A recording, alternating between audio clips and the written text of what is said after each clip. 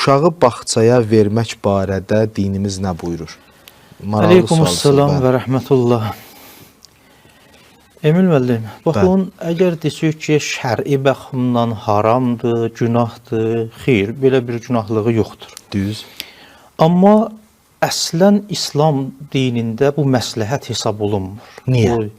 Baxın, uşağın istər-istəməz, məxsusən də uşaq vaxtında ana qayğısına ehtiyacı vardır. Uşaqlar evi nə qədər çoxalırsa, bir o qədər də qocalar evi çoxalacaq. Yəni, uşağı bağçalara qoyan kimlərdir?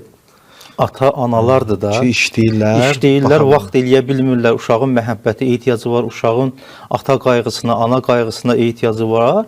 Amma ana görürsən ki, öz işinə xatir, biraz artıq qazanmağa xatir aparır, qoyur qocalar evinə. Ona görə İslam dini bunu bəyənmir.